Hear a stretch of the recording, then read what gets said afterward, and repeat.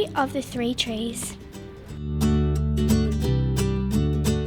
Once upon a mountain top, three little trees stood and dreamed of what they wanted to become when they grew up.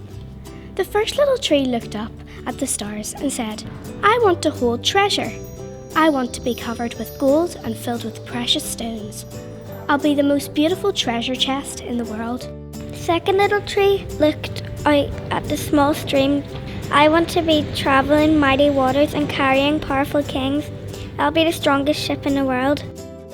The third tree looked down into the valley below, where busy men and women worked in a busy town.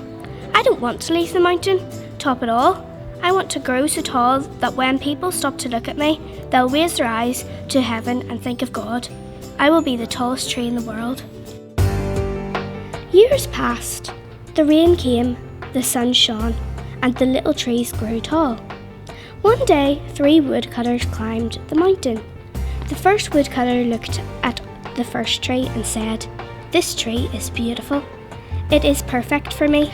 With a swoop of his shining axe, the first tree fell. "Now I shall be made into a beautiful chest. I shall hold wonderful treasure." The second woodcutter looked at the second tree and said, "This tree is strong." With a swoop of his shining axe, the second tree fell. "Now I shall sail mighty waters," thought the second tree. "I shall be a strong ship for mighty kings." The third tree felt her heart sink when the last woodcutter looked her way. "Any kind of tree will do for me," he muttered. With a swoop of his shiny axe, the third tree fell. The first tree rejoiced when the woodcutter brought to her carpenter's shop, but the carpenter fashioned the tree into a feed box for animals. The once beautiful tree was not covered with gold, nor the treasure. She was coated with sawdust and filled with hay for hungry farm animals. The second tree smiled when the woodcutter took her to a shipyard, but no mighty sail ship was made that day. Instead, the once strong tree was hammered and sawed into a simple fishing boat. She was too small and too weak to sail on an ocean or even a river. Instead, she was taken to a little lake.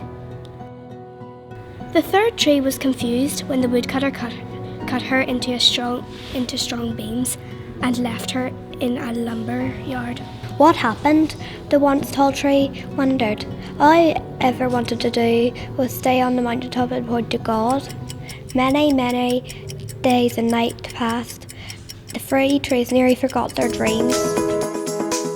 But one night, golden starlight poured over the first tree as a young woman placed her newborn baby in the feed box. "I wish I could make a cradle for him," her husband whispered.